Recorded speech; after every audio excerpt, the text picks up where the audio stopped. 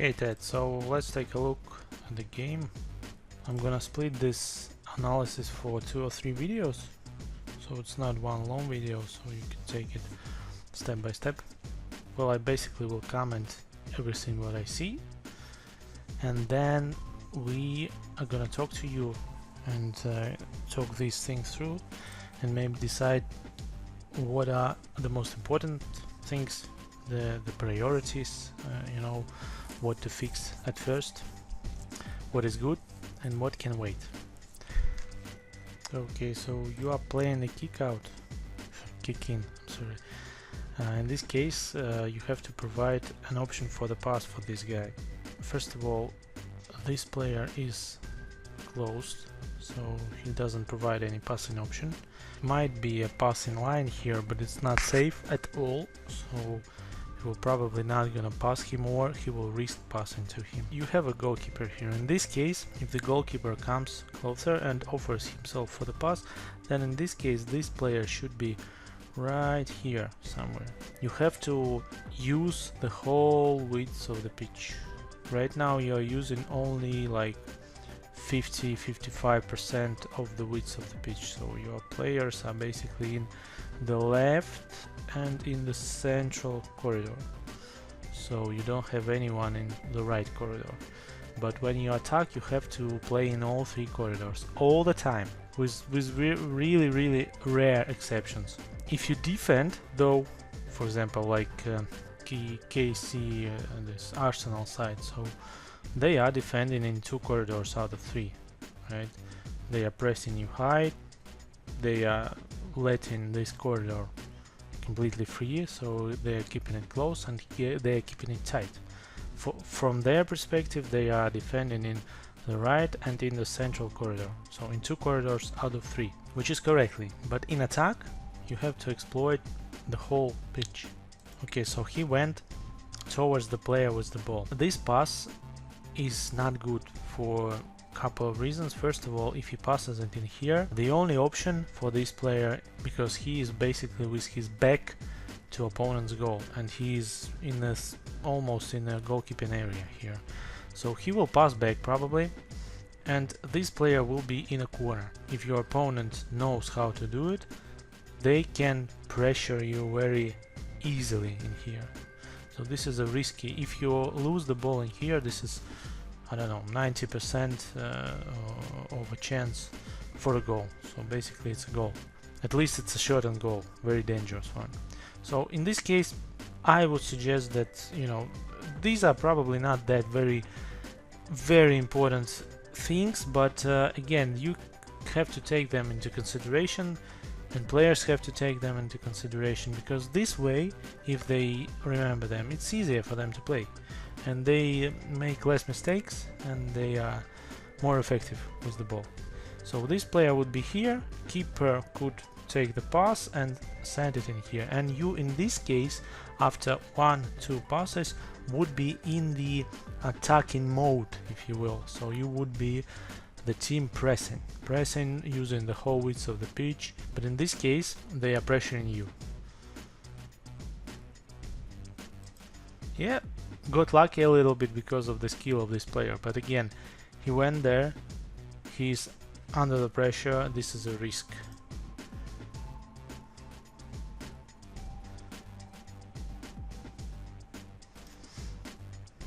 Well, you got lucky to get out of there because the players are skillful. In this case, they were not pressured perfectly, if you will, and that's why you could get out of there. But you could have got out of there way easier.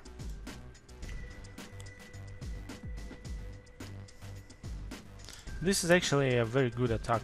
The only thing may be that in here you can see that this player basically has a corridor for the shot.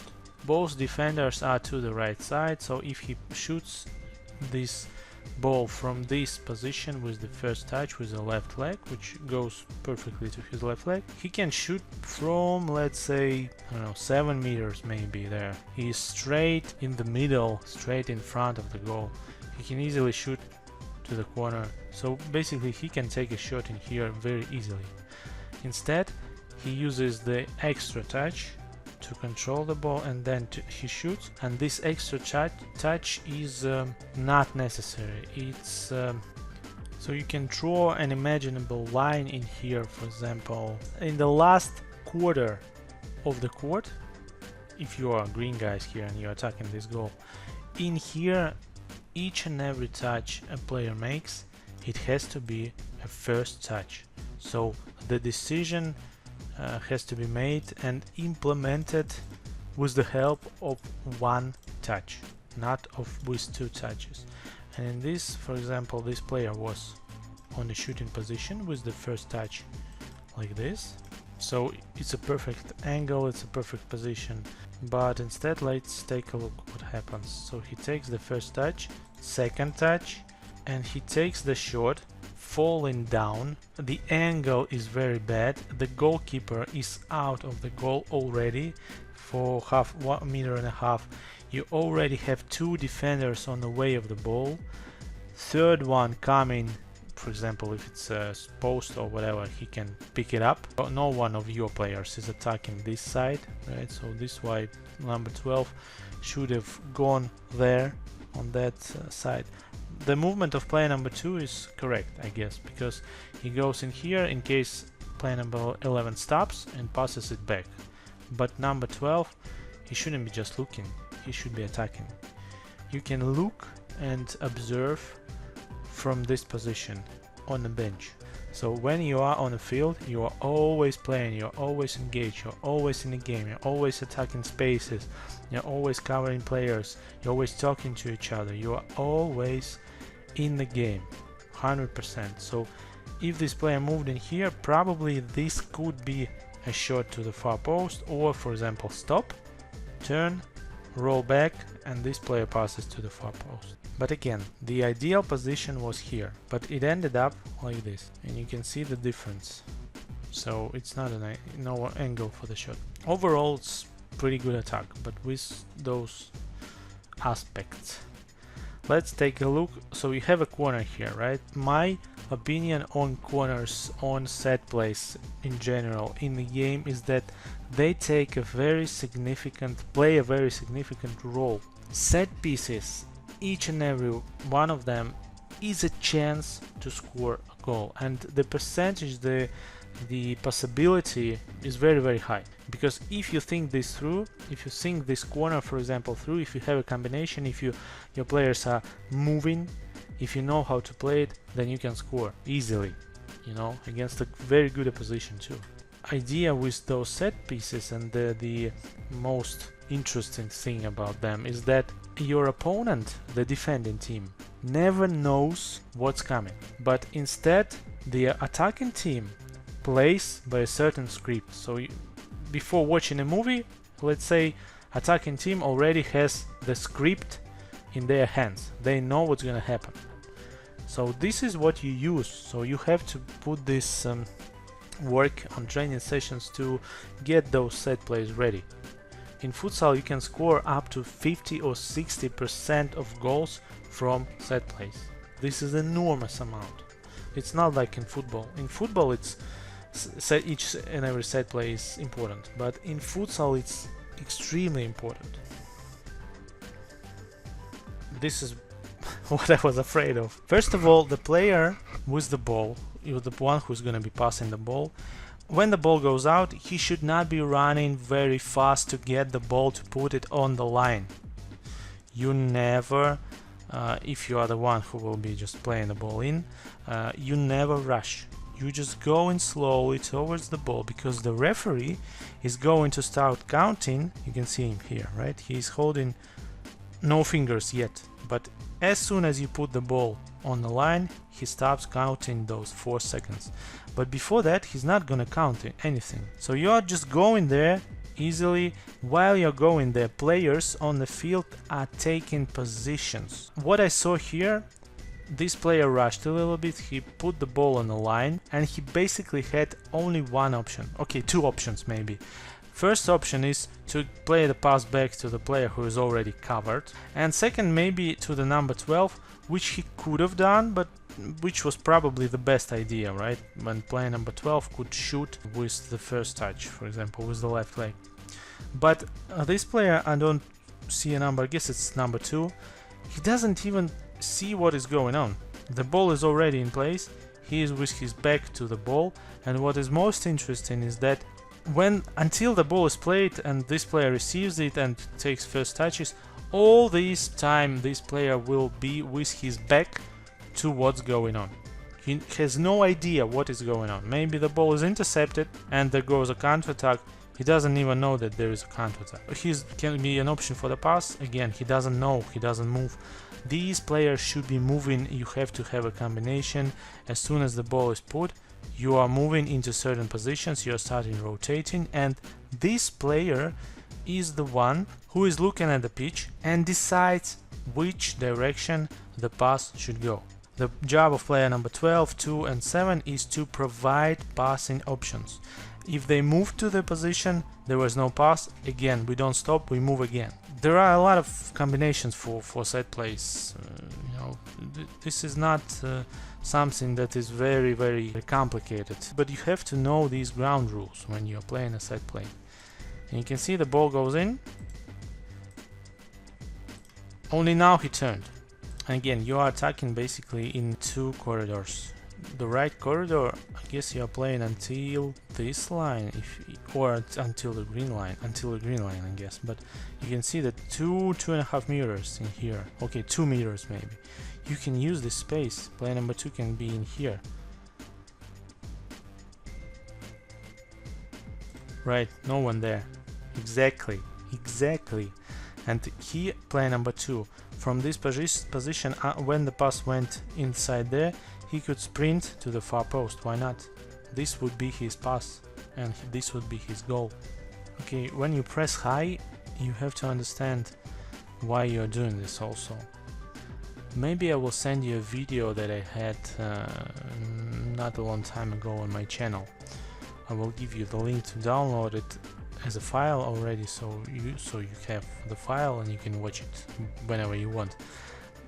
It's called Smart Pressing. When you press, you have to know the objective. Why do you press? Do you want them to play the ball out from the back?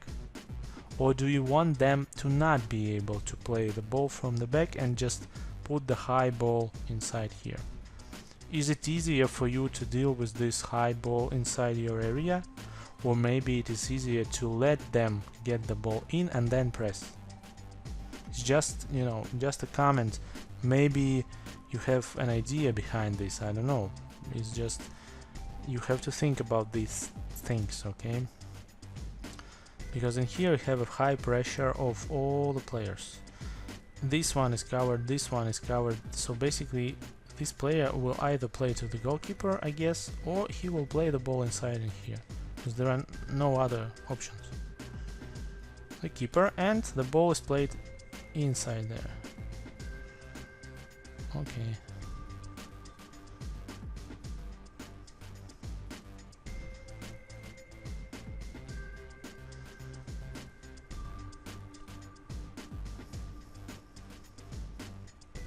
Again, you see this throw-in, you have your goalkeeper has to your goalkeeper is involved, and basically you have a very dangerous situation. Here you go.